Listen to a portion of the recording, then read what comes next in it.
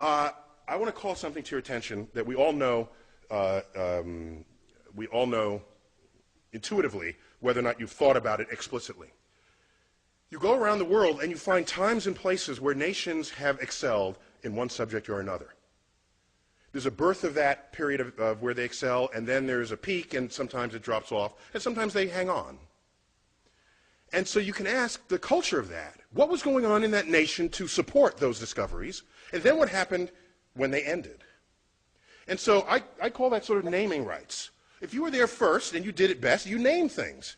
Particle physics in this country, in the United States, was like going gangbusters after the Second World War. And the discovery of atomic elements, look at the periodic table. There's berkelium, californium, you know, we got half the United States up there in the upper, heavier elements of the periodic table. Am I right there, Sir Weinberg? Okay, I don't wanna That's not because the world liked California or Berkeley. It's because the work was done here. It's because there was an effort to excel in just those subjects. And it shows up in other ways. Well, I'll give you just briefly. You know, part of the naming rights is that you don't have to name it. So, for example, while we didn't invent the internet, we certainly exploited it here in America. We did that sort of first and best. And so your email address does not end in .us. Everybody else is in the world. They got to say what country they came from. We don't. Okay? It's simple, but it's the consequence of being there first and doing it better than anyone had done it before. Do you know that the British postage stamp is the only postage stamp in the world that does not identify the country of origin? Because they invented postage stamps. So why should they have to say what country it is? It's their invention. Okay? Check them out. It's just the facts of this. The constellations of the night sky. It's the Greek and Roman, and it's lasted to this time because they did a really good job thinking that stuff up. All the mythologies of the heavens, that really stuck with us. All right, so I'm going to make a larger point. Not to get gratuitous on you here, but September 11, 2001, as we all know, this was going on in New York City. This is the view outside of my window. I live 4 blocks from ground zero. Excuse me, this is the corner of the building in which I live. I went outside to get this view. I was at the time judging whether I should go collect my daughter, who was in an elementary school 2 blocks north of the North Tower. North is to the right in this picture. So I want to get a closer view with a highly magnified zoom lens to see what, while that was happening, the plane flew into the South Tower. And so no one was thinking terrorism until the second one was hit. The first one was just sort of a bad tragedy. And so these are just 3 frames from my camcorder. This is at t equals 0. This is 1 second, well, like actually a fraction of a second. The plane was moving probably 500 miles an hour. And just to understand, the black building, that black sort of monolithic building, that is 50 stories tall. This is New York City, people. So tall buildings are kind of, they're just all over the place. And that's just a hotel, a 50-story hotel. And it's the towers are foreshortened because they're the angle at which this is shown. I put these up because a few days after this, President Bush, I don't remember where he said this, on the steps of the White House, in the Rose Garden or at the Capitol, in an attempt to distinguish we from they, the terrorists who flew these planes into the buildings and into the, that went down in Pennsylvania and in Washington, to distinguish we from they, he loosely quotes a phrase out of the Bible by saying, our God is the God who named the stars.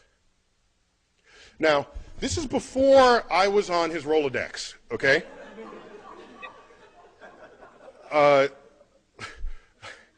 Because I could have helped him out there. The fact is, of all the stars that have names, 2/3 of them have Arabic names. So this was not, I don't think, his intent with that message. Okay? While the constellations are Greek and Roman, the names are Arabic, all right? And the list just goes on and on and on and on. And so where does this come from? How does this happen? How do you get stars named with Arabic names? How does this happen? And it happens because, of course, because just catching up with myself here. Okay? It happens because there was this particularly fertile period that Professor Weinberg duly discussed. And around that period, that 300-year period, the intellectual center of the world was Baghdad. Baghdad. It was completely open to all visitors, all travelers, Jews, Christians, doubters, which today we might call atheists. They were all there, exchanging ideas. All of them. All of them. And it was that period where you had the advances in, like, engineering and biology and medicine and mathematics. All right? Our numerals are called what? Arabic numerals. Now, you ever stop and think about that? You know, who as in America, do we take pause at this? Why are they called Arabic numerals? Okay, they fully exploit the discovery of the zero, create a whole field called algebra, itself an Arabic word. Algorithm is an Arabic word. All this is going on, and it's all traceable, not to some long 1,000-year tradition in Islam. It's traceable to this 300-year period. This 300-year period. And then, so they had naming rights. The most expensive, beautifully carved astrolabes come out of this period. There's a great collection of these at the Adler Planetarium in Chicago, if you ever want to check them out. So navigation, celestial navigation, all of this is traceable to this period. And so something happened. And what happened, as was previously described, I was told, and forgive me for repeating from what you might have heard, 12th century kicks in, and then you get the influence of this scholar, Al-Ghazali. All right? And so out of his work, you get the philosophy that mathematics is the work of the devil. And nothing good can come of that philosophy.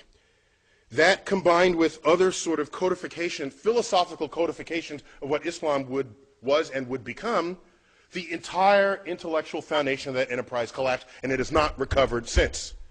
Over that period, all these books were translated into Arabic on a scale not seen since then. And so why am I even going here? Because I'm trying to explain to you that you fast forward, the dangers here is that you fast forward to 21st century America and ask, what influences are we feeling now? Because that period, that naming period in Islam stopped and it never recovered. Because the way of thinking about the natural world, revelation replaced investigation. Okay? So I fast forward to 21st century, and what do you find? You get things like this. Okay? This is in America. All right? So now, what I find interesting is it's a level of passion that it requires to actually do it. You got to like pay for this. Because of okay?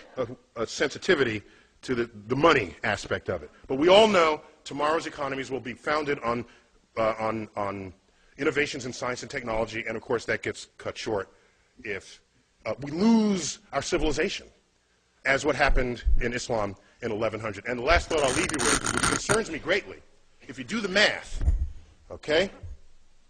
You know, you look at all the Nobel Prize winners there ever were, some even in this room, and ask how many were Muslim. And it's like one, maybe two. Okay, I think a second one was in economics. And the one we referred to was described earlier, the co-winner of the Nobel Prize with Professor Weinberg, Abdus Salam. And he's not Middle Eastern Muslim, he's Pakistani Muslim. Okay? Now, how many Nobel Prizes are won by Jews? It's like a fourth of the Nobel Prizes. Okay? Some high fraction of the total. And then you look, how many Muslims are there in the world? It's like 1 billion Muslims. How many Jews? 15 million tops. Okay? So you to ratio these numbers, had Islam not collapsed in its intellectual standing in the year 1100, and you just do the ratios, they would have every single Nobel Prize today. So the fact that it's not only just a few, it's near zero, it is deeply worrying. I'm concerned about what lost, what brilliance may have expressed itself and did not in that community over the past 1,000 years. And so what I want to put on the table is why, so that's the end of my talk, but I want to put on the table not why 85% of the National Academy rejects God. I want to know why 15% don't. And that's really what we got to address here. Otherwise, the public is secondary to this. Thank you for your attention here.